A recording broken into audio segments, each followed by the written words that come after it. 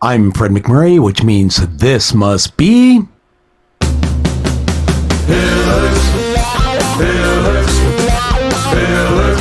of franchising. Pillars of franchising.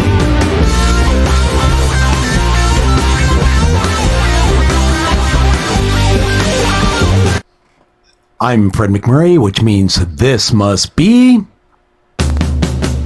Pillars. I'm Fred McMurray, which means this must be... Pillars. We at the Pillars of Franchising team would like to express our gratitude to FeedSpot for listing us as number one in their 2023 list of top 50 franchising podcasts that you should listen to. Thank you from everyone here at Pillars of Franchising.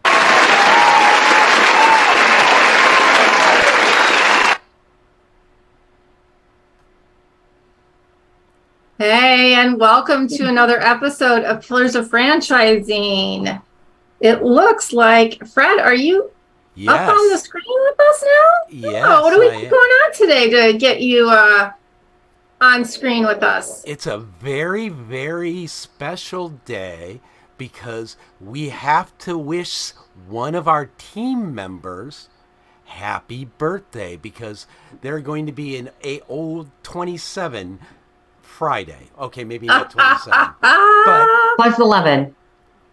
I wasn't going to say anything because I learned a long time ago, no woman ever hits you for underestimating their age. So, happy birthday! Should we sing? No, but happy birthday, Sarah. Thank you. I will spare you from all of us and singing. You wouldn't enjoy it. It's not pretty. You took my fun away, but okay, that's fine. So we've got a great... I'm going to mute. Good idea. So we've got a great episode for you today. We are talking with Scott Marr of Empower Brands, and you may have remembered that we spoke with him back in February, but there's been big change with Wallaby and Koala. So we're going to talk to him. Recording in progress. And first, let's get started with some word on the street. Sarah? All right. So I kind of want to talk about culture. So with your individual business, with looking to get a franchise, when I'm going to go buy a franchise, I'm going to look at numbers, how the business is doing. Do I like the employees? But I think a big part of it, being happy with working in the company, is what the culture is like. Can you kind of tell me what things I should be looking for, like the main things to look for in regards to culture when buying a franchise? Sure. I mean, some of the big things in most of this, you'll find a couple different points, right? When you talk to the franchisor, you'll get a really good feel for what the home office culture is about. And I think that's really important because those are your support people. And you should feel a sense of warmth, a sense of team. They should, hopefully they're telling you how they're just a phone call away, they're super engaged and they're willing to come out to the field to help you. Those are good signs that they really want the franchisee to succeed. Now, can people say that and not deliver? Sure they can, but typically you don't find that. But the biggest place that I would also look to, probably more so than anything, is the fellow franchisees. So when you are doing your validation calls, it's really important that you ask those questions. Tell me what your environment's like. How often do you meet with other franchisees? What kinds of things do you talk about? Do you all feel like you're kind of a part of the same company, the same family? Like for me right away, they said, oh my gosh, we're like a big family. We hang out on vacations, even if it's not for the convention. And there were a lot of relationships that were formed. They knew who was having a baby, who may have just lost someone in their family. It's a very tight knit. And when you called to validate, they'd say, oh, did you talk to Tom? He's a great validator, right? He's got all kinds of stories for you. And when you start to feel that warmth and connection with people, I think that's when it's really important. Remember, though, back a while ago, we talked about the difference in the type of company that you're looking to join, right? So you have the corporate culture, and then you have more of a family, warm and fuzzy culture. And so depending on what type of company you're interviewing to invest in or what brand you want to buy, it's important to understand if that buttoned up culture is what you're really looking for, if you really want to go with something that's a little more family friendly, loose environment, things of that nature. Right. Yeah, that makes sense. And just kind of seeing how they talk about each other. Yeah, I mean, it's kind of like how you talked about your old boss. Are you complaining about them, or are you? Sure. Yeah. Okay. Yeah, I think, and again, we always say that you're in franchising. Let me see how it goes. For yourself, but not by yourself, right? And even though that phrase has been overused the last couple of years, it's very, very true. And I will also say that one of the questions I like to ask when I'm validating with a franchise owner is, can you tell me about your employees? So what kind of employees do I need to be prepared to hire? And what kind of turnover do you have? And what are some of the reasons that they leave? Right? Because some people leave because they really don't like the work, and some people leave because they really don't like their boss. And so I think it's interesting to ask about turnover and ask the different various owners that you talk to. So what do you find your turnover to be like? And often based on the conversation you have with them in the validation process, when you get to that turnover question, you can guess right away who has high turnover because they don't like their boss. Yes. Yeah. So, that all makes sense. Yeah. Yeah, I think those are 3 good places to start. Great. Thank you so much. You're so welcome. And as I mentioned today, we'd like to welcome back Scott Marr. Hi, Scott. Hey, how's it going, Kristin? Good. And on with me today is the lovely Laura Liss, our legal pro and franchise lawyer. How are you, Laura? So good. How are you? Awesome. Awesome. I'm so excited to have Scott on today. As I mentioned, there's been big changes, Scott, with Wallaby Windows and Koala Insulation since February. Would you like to tell us what's been going on over there? Yeah. So, as mentioned on the last time I was on, we had, Koala's grown rapidly, and Koala has grown rapidly, and Wallaby is following right in its footsteps. And we're really starting to expand across the country. And we've been working with Empower Brands now for going on probably 14 or 15 months, and just kind of in the background, getting to know the folks over there. And we officially announced our transaction where we merged Koala Insulation and Wallaby Windows under the Empower Brands portfolio. So really exciting, and feel like that we ended in a really good spot with a great partner. That's awesome. When did you finally seal that deal? Last month in April. Awesome. Good. Well, congratulations to you. And I'm so excited that you are the guy we got to interview today, not only because we already have a rapport with you, but I want to talk a little bit about that transition, not only for you as a founder and CEO, franchisor, but for the people like me who are franchisees and some of the transition that they go through when a company, in your case, it's a merger, right? Correct. And can you explain a little bit to our audience the difference between being a merger versus being maybe bought out and brought into a umbrella company, as we're calling them? Yeah, great question. It's technically speaking, it's from a legal standpoint, it's very similar. But from that side of things, it's not a whole lot different. But for what it means for the folks in the organization, both the franchise partners and the team members at the head office, it can mean a great deal different or feel a great deal difference to those folks. The main difference there is that we didn't just sell the brands and plan to walk away from the business after 2 or 3 months or whatever the transition period look like. Sure. In this instance, I'm not planning to go anywhere from Empower Brands. I'm a shareholder of Empower Brands. I serve as the chief incubation officer for Empower Brands now, so I'm on the senior leadership team. Awesome. And so really what it means is we're still going to be able to support our franchise partners and our team members that means that both of those, both of those groups of folks are going to have opportunities to continue to grow and scale. So, so that's probably the biggest difference, between the two. Did you have any concerns at all from your franchisees about what this would mean and what this looks like for them now that the brand has, I'll call it, evolved, sort of? Yeah, I think naturally, people have had bad experiences in the past with mergers and acquisitions. And so, just understanding that the team that they became accustomed to working with is still going to be supporting them. And myself as the founder and really the brand innovator behind both of these brands is not going anywhere. I think that's probably the biggest thing that we wanted to focus on with our franchise partners. So, yeah, sure. I think it's one of the questions I wanted to touch on because, franchisees get accustomed to, whomever in the franchisor they go to for support, right? They know that they have a good relationship, with Linda or whomever, and they want to talk, and then sometimes when franchise brands, join with others, right? There is synergy.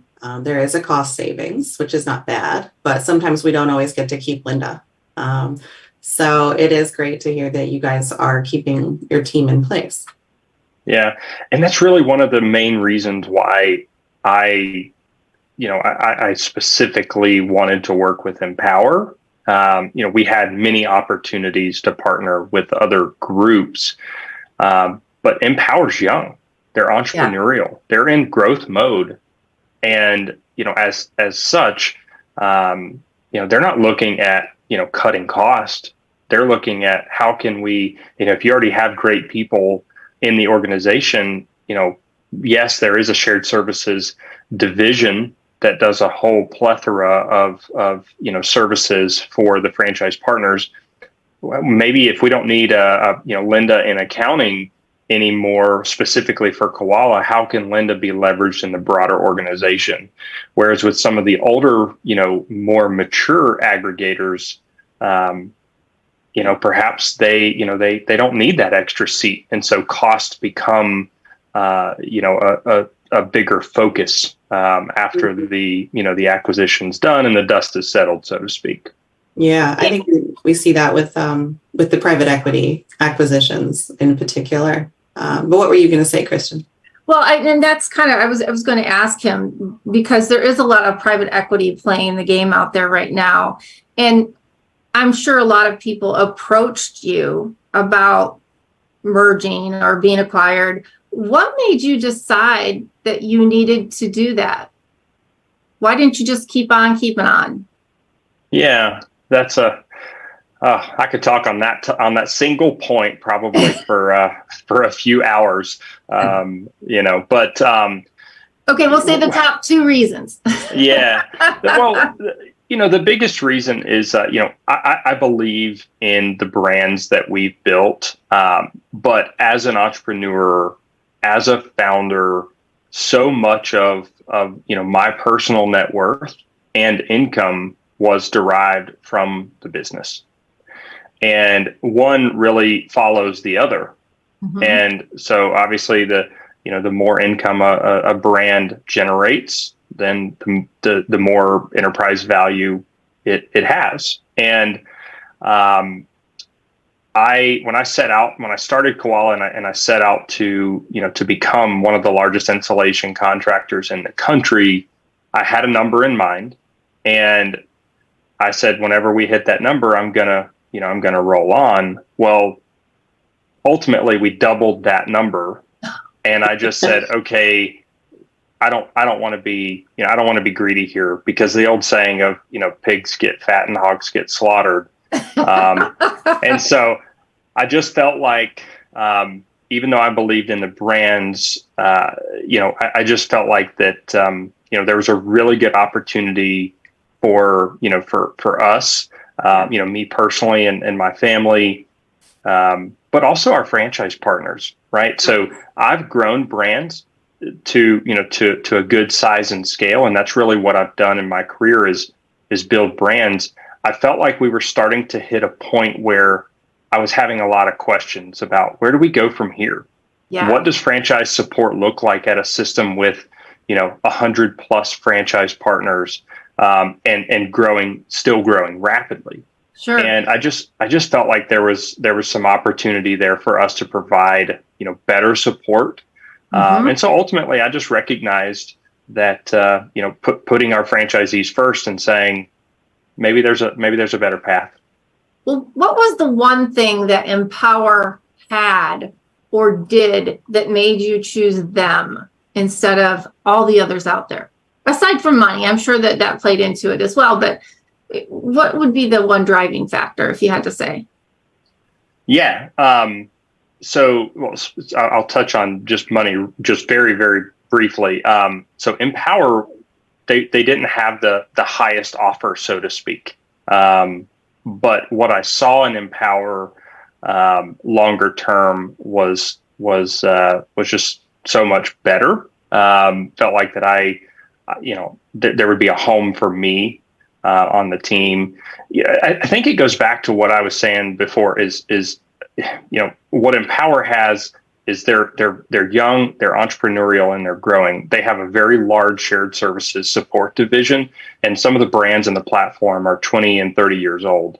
So there's a lot of knowledge there that is well beyond my years. So I think the biggest thing was just the shared services and the support that they offer their franchisees. I might jump in and say that ties nicely to our prior word on the street topic. It sounds a lot like culture. Yeah. Yeah. How are your franchisees doing in this? And I know that obviously you're going to, kind of paint it from your point of view, and that's what you have to do. But some of their own word on the street or the chit chat, what are you hearing from your franchisees? Do they feel like this is a smooth transition and good for them, or are they still in that learning curve trying to see the huge benefits that will eventually come? Yeah, really. So one of the things that I appreciate about the transition so far with Empower is they've not wanted to change anything like on their own. They're coming to us, and saying, hey, where do you feel like you need help? Where do you need support? And then that's where they're ultimately plugging themselves in and supporting us. So it's been really, from that standpoint, at least, it's been really great.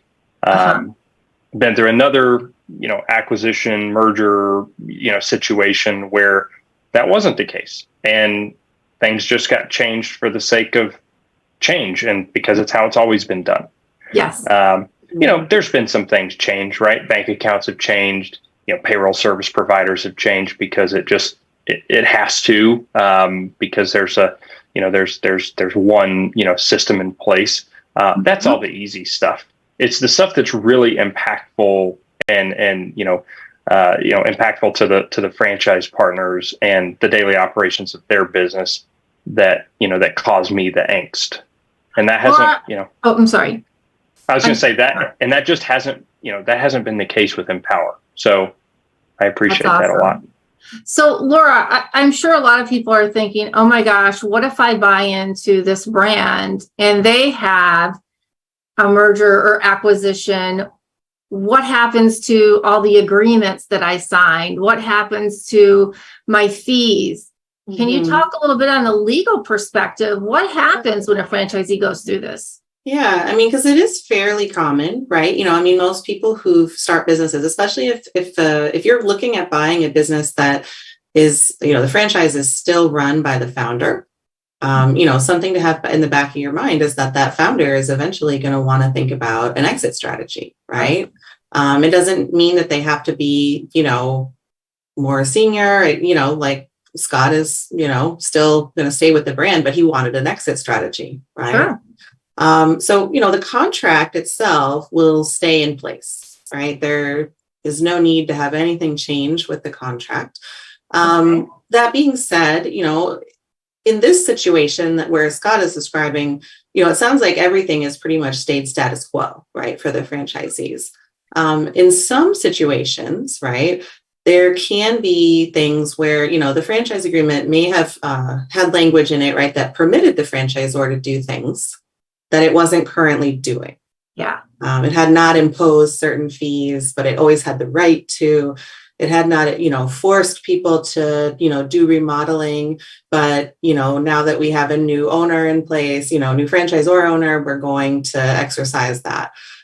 So, you know, those are things that can happen, right? It's still the same contract, but, you know, if someone's reading it with a different pair of glasses, it may not be quite as rosy.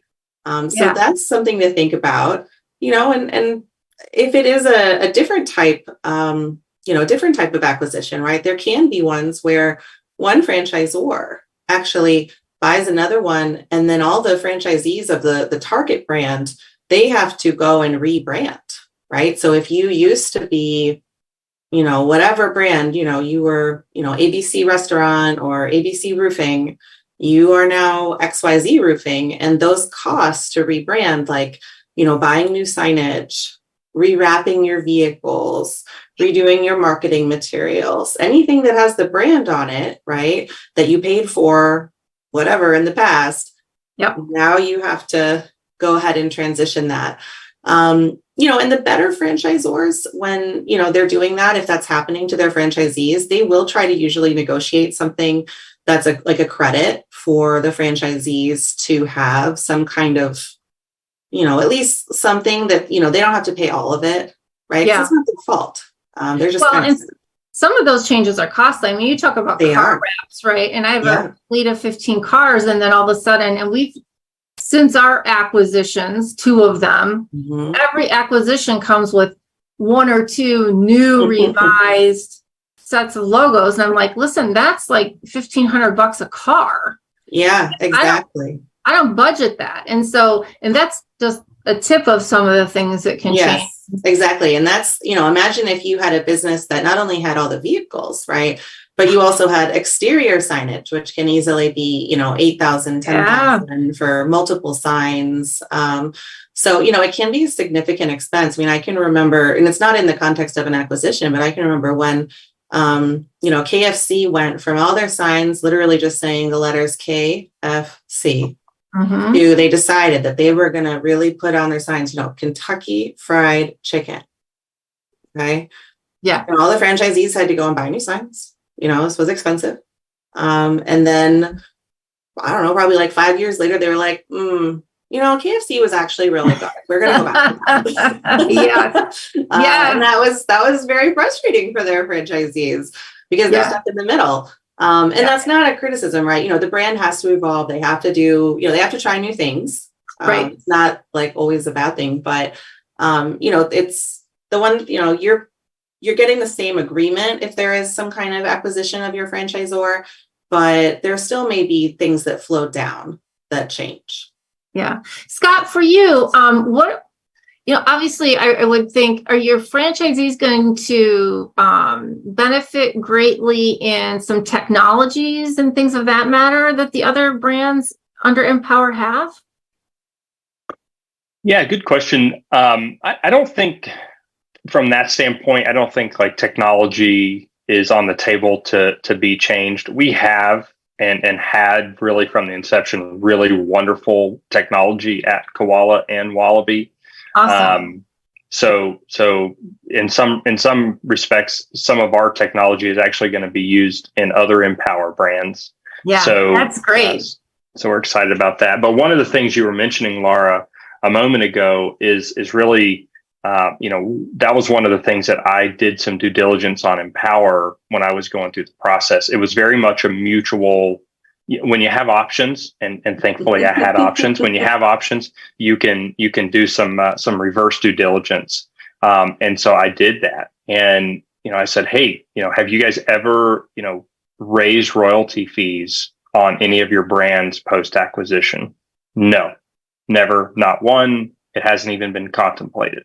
Nice. You know, that sort of thing was really important to me to understand, you know, the culture of Empower.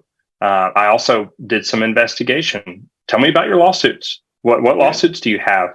Both, pending, threatened, or active. And I was very pleased to see under the hood, so to speak.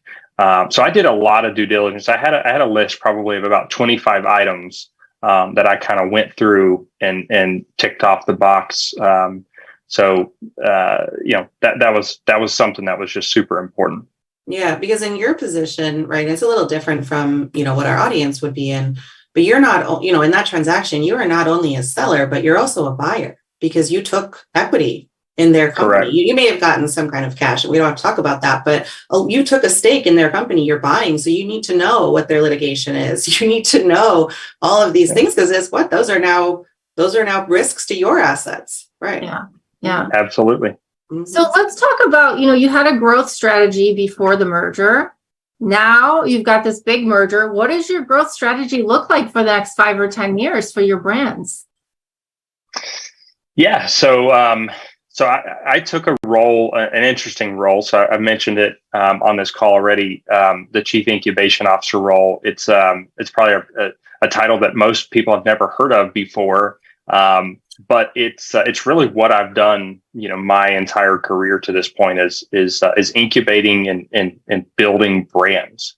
And so I get to do that for Empowered now, and continue to do what I enjoy most as an entrepreneur. And that is, build new concepts out and see through, just a vision to reality into a working system. So, I'm still going to be involved with both Koala and Wallaby for some time, and they'll always be near and dear to me, of course, because I birthed them, so to speak. But we're in the process of putting a brand president in place, and we're going to continue on. So Koala still has a ton of white space available for new territory development. Wallaby has even substantially more. We're pushing forward with national accounts programs for both Koala and Wallaby, and we're gaining some substantial momentum with that. So franchise partners are still going to grow their business, their revenue and thus their bottom line. And at the end of the day, I mean, both of these brands are still very young, and by a lot of respects, they're both still nascent concepts. So the growth is still abundant. Well, I think the one thing that, for the people who are thinking, oh my gosh, I just don't know what this looks like.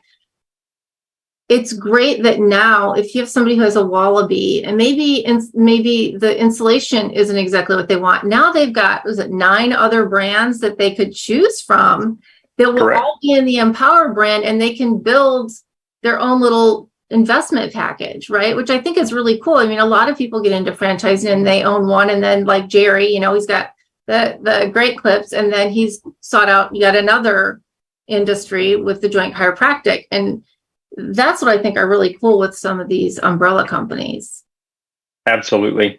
And another thing that you mentioned too earlier, Laura, about, franchise agreements and, okay, we've had this change now. What does that mean for me as a franchisee? I've probably at every single, we call it confirmation day, but a lot of people refer to it as discovery day. Mm-hmm. At almost every one of those events, I always get the question from multiple people, what does your exit strategy look like? When is that going to happen? And I am very open, very forthright. And I say, it's not a matter of if, it's just a matter of when. And you need to understand that this agreement is this agreement. You need to be comfortable with it, whether I'm on the other side of it or someone else. And if you're not, then you probably ought not sign it. Right. And that's a big thing that we talk about when I work with clients that are, buying a new franchise. When we do the review of the FDD is, you may feel very comfortable, if you brought up a question to one of the representatives, someone like you or a salesperson, whatever, and they said, oh, that's in there, but we never do that, or, whatever. And I usually say to them, I'm like, that just means they're not doing it now. Yeah. If it's in there, you do know that, they allowed it to be in there, right? I mean, I write FDDs as well as, review them for clients, for franchisees. And, everything is in there for a reason. Absolutely. Well, I really hope that this works out really well for you. I'm glad to hear that everybody so far having you at the helm with the rest of the Empower group is fantastic news. And I think you'll really be able to support the culture that, really, you're a true entrepreneur, right? You started these companies, and I love how you said it's like you gave birth to them, because that's what people who buy into your brand want to hear. Is that you're just that committed. So congratulations to you, really. I'm so excited. And I know with the entrepreneurial spirit you have, there's probably another brand that you're ready to build in your head. That's why he's incubating. That's it. He's got little chicks under the light. Yeah. We're very excited to have you on today. And I can't wait to have you back and see how this journey goes for you. And super excited, Scott. Thank you so much for coming and talking with us again today. Thank you for having me on. Thank you. Hey, franchise owners. How's your local marketing? Do you feel like you could use some help keeping up with your social media posts and comments and reviews? Do you wonder if you could be doing more to attract local customers? Are you able to identify new move-ins to your local area? At Westvine, we help franchisees like you reach more local customers through digital marketing. With daily monitoring, creative content, and ad placement, and customer data intelligence, we'll get your business in front of the people who want your products or services. We also work with franchisors who need an agency to handle the digital marketing for all of their locations. If you're ready to reach more local customers, give us a call at 805-265-5440 or visit us at westvine.com. That's 805-265-5440 or westvine.com. Welcome back. It looks like Jerry must be at the lake.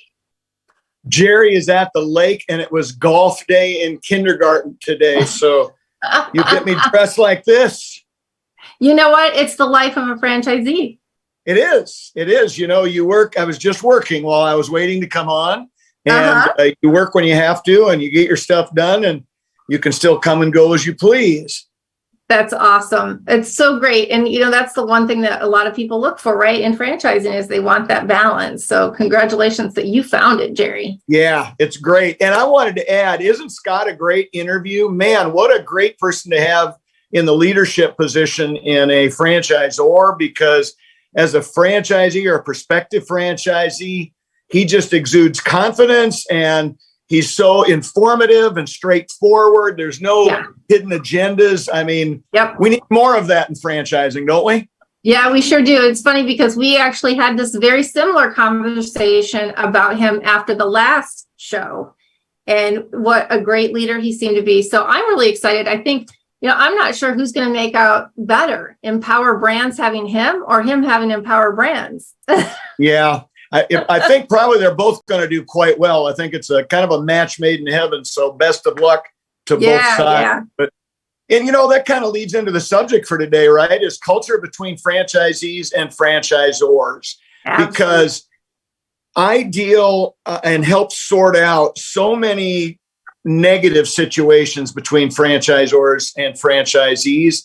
And in almost every case, it's communication and some performance issues that were maybe not explained or covered correctly or something like that. And it's unnecessary. So, finding if you're a prospective franchisee, finding a franchisor that you're comfortable with the culture when you're in discovery day and you're doing your validation calls, make sure that you're covering what that culture feels like, because that's your future. That's the area you're going to live in for the next X number of years.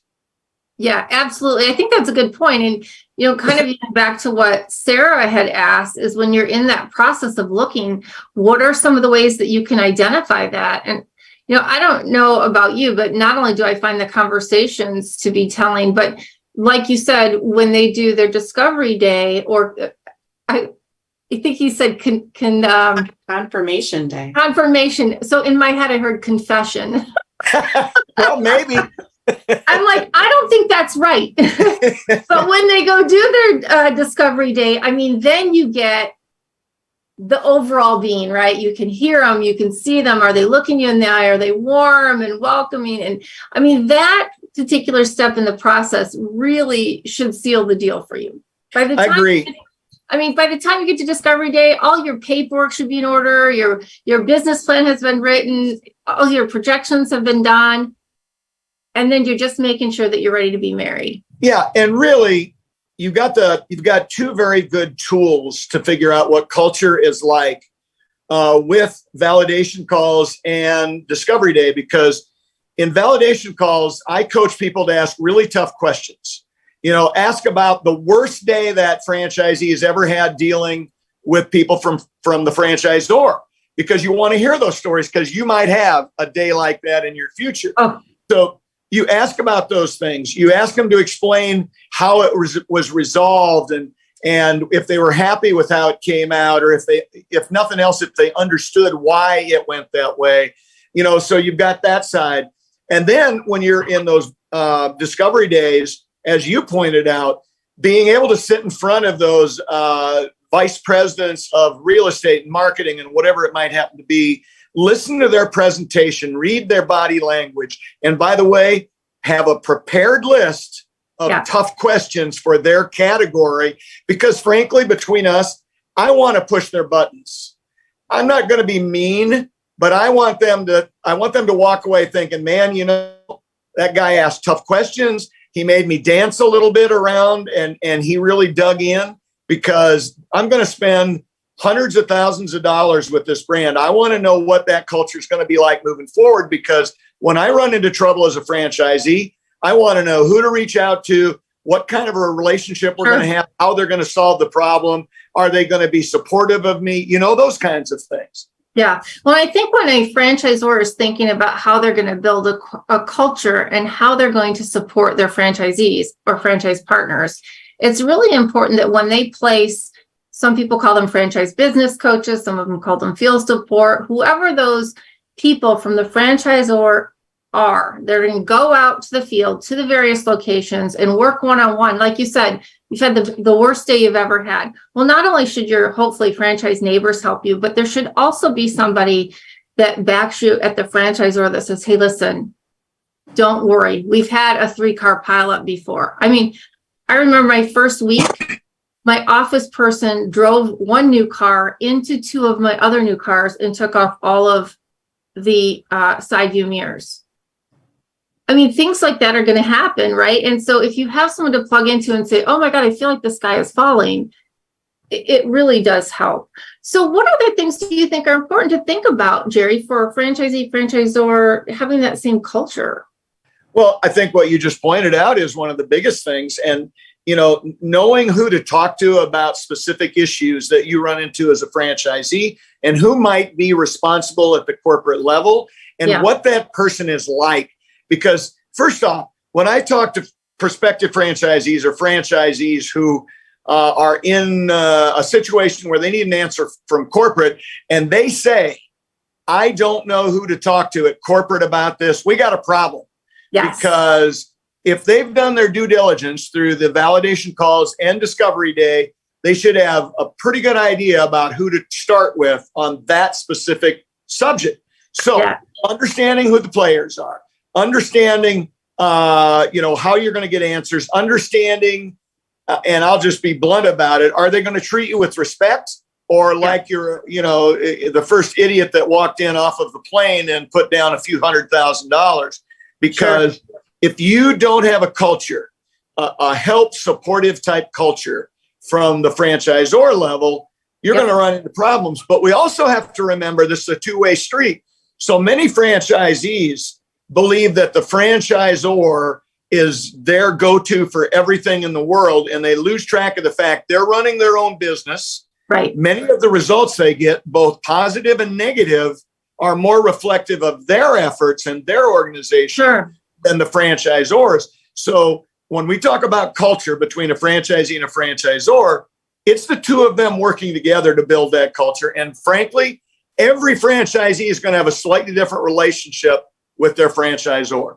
Yeah, absolutely. And that's a really good point. And I think sometimes, well, there's 2 points that you made. And one, I would say, for Scott and his team, as you continue to grow and you bring on other resources from Empower, my brand is a great example of how we got big. And now there are things I go, I don't even know how to get a hold of that person. And I've got 8 systems to go in to find out whether it's my statistics or it's marketing. I don't know where I'm going for what.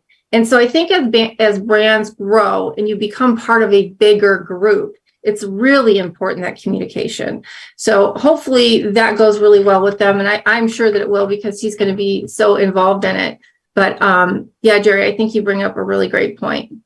I don't frankly see Scott allowing that to happen in his organization, because he knows what that's like. And I think it's critical, again, as you said, when an organization is growing, that they introduce new members of their team to the franchisee community, that they explain what their role is.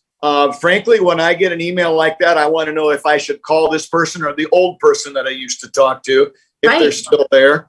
And frankly, when you own more than one brand, or even if you just work with franchisees in multiple brands, you kind of become, the worst horror story for some of those franchisor representatives, because my people hate it when I say, VP of real estate, my other brand does it this way, and it's way more, user friendly. It's a better system. You may want to think about researching it and seeing what you can do to adjust, because your system is not what I expect it to be.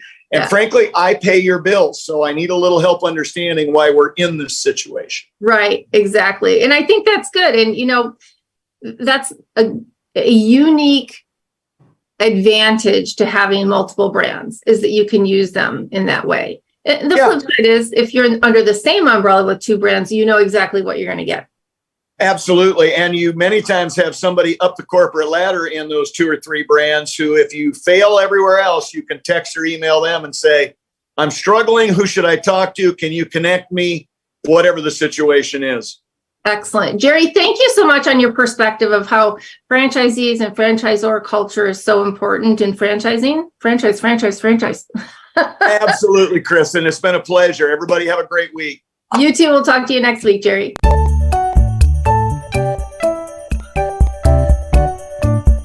What are the top 3 reasons that you should tune in to Pillars of Franchising? 1, franchise advice from a Million Dollar mentoring team. And 2, how about interviews from franchise professionals and influencers? And number 3, how about getting some professional tips on buying, growing, and exiting your franchise? Join us on Pillars of Franchising to learn about the secrets of franchising success. You can find us at 4 p.m. Central Standard Time, wherever you listen to your podcast.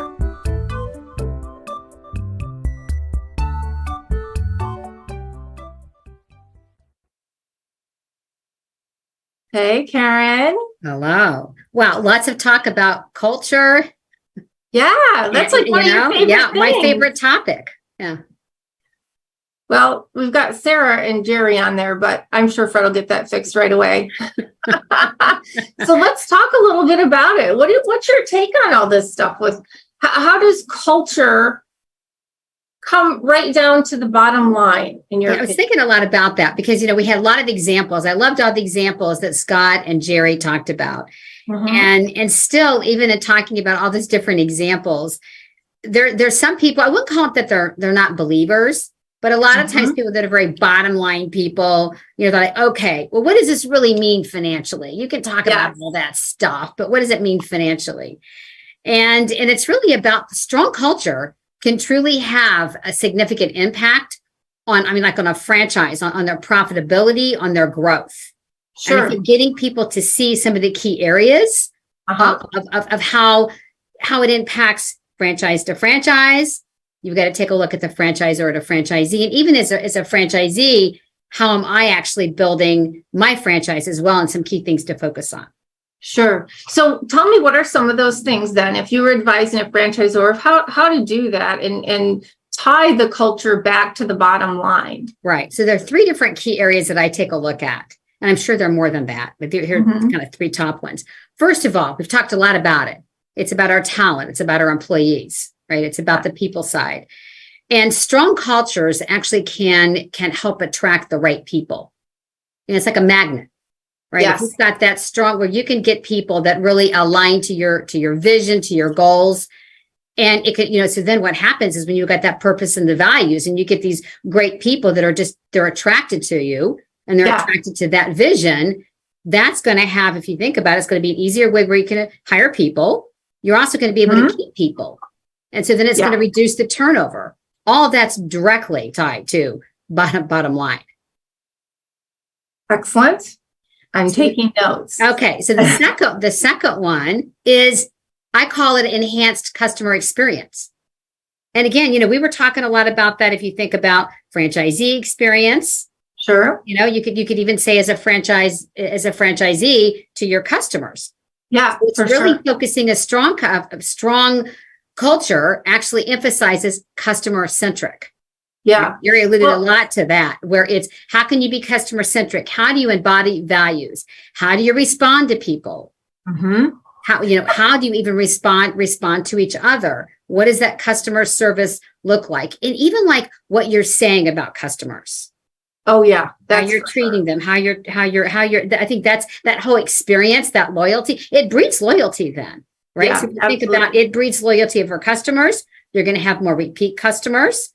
So you're not going to spend as much money on continue to get more and more and more customers. You're going to do that, but you're also going to have the repeat customers as well. Sure. So you're going to see an increase in your sales and your revenue, because if you think about it, word's going to get out. It's how you treat other people. You always think about your Google reviews, right? People look at that now. So the more you have that, the more then you're going to see that increase in your sales and your revenue. So you're talking directly about driving sales and the cost per acquisition per customer. Absolutely. Right. And that's something that's very controllable, right? It's about having the right message, the right marketing, and really the right culture drives a lot of what that message is. Absolutely. And even, you talk about the message, and even when someone, if you're, no matter what it is, when you're dealing with customers, how are you treating them? Right? How are you dealing with them? All that it trickles down.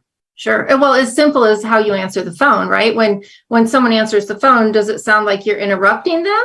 Right. Or is it like a welcome mat? Hey, it's totally different how your customer reacts and feels about the experience based on something so simple. Well, it's funny because Jerry was talking about, so a lot of his examples were even dealing with conflict.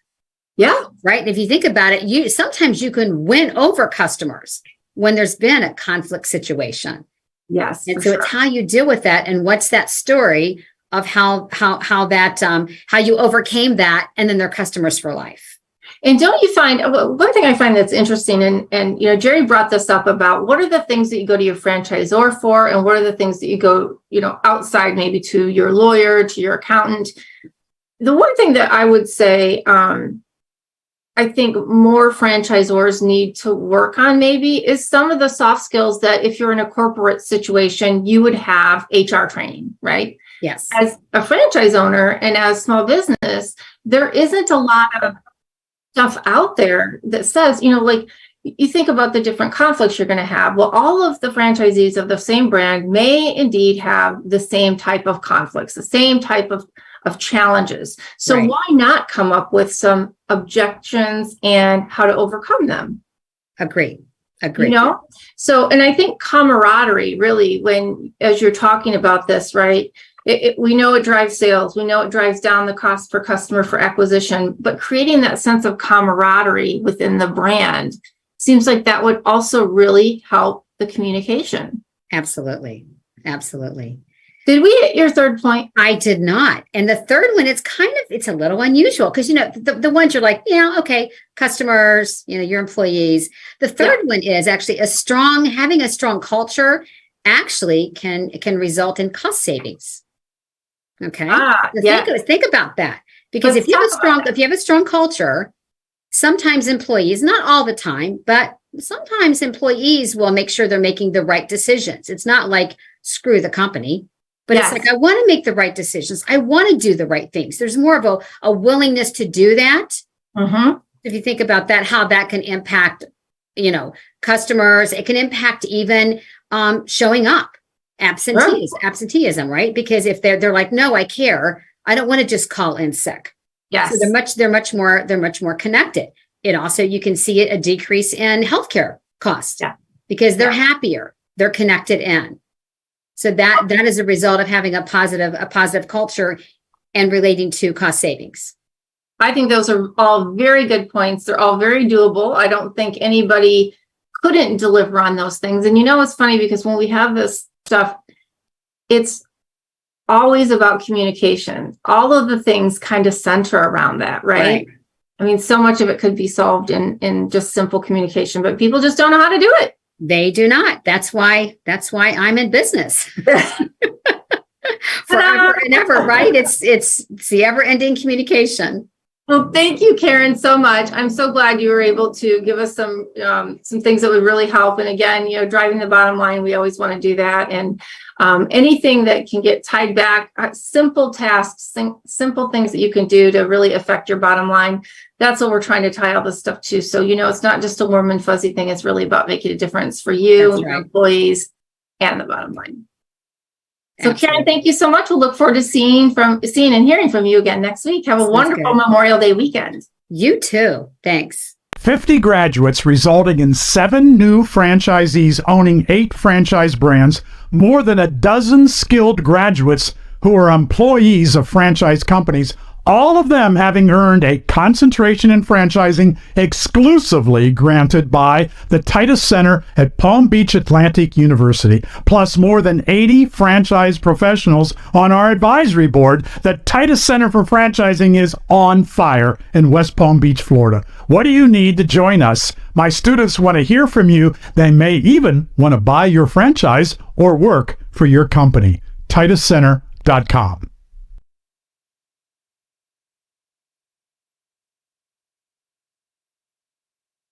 And I'm so glad we got to sneak in that video of Dr. John Hayes down at the Titus Center for Franchising. As you know, they're a great partner of ours. And today we'd like to thank all of you for joining us on the show. As always, thank you to Scott Marr with Empower Brands. So excited to see that Wallaby Windows and Koala Insulation have joined yet a bigger team of great entrepreneurial people to really drive that brand. We appreciate our $1 Million mentors, Jerry Akers, Andrea Mundy, Ray Pillar, Karen Kimsey Sword, for their continued commitment and insights. Thank you to Laura Liss, our franchise lawyer.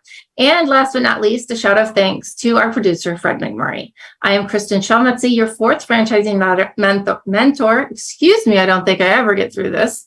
And together, we are your resource for franchising success. Join us again next week at 4 p.m. Central Standard Time, wherever you get your podcast. And remember, the dream starts here. Have a great week.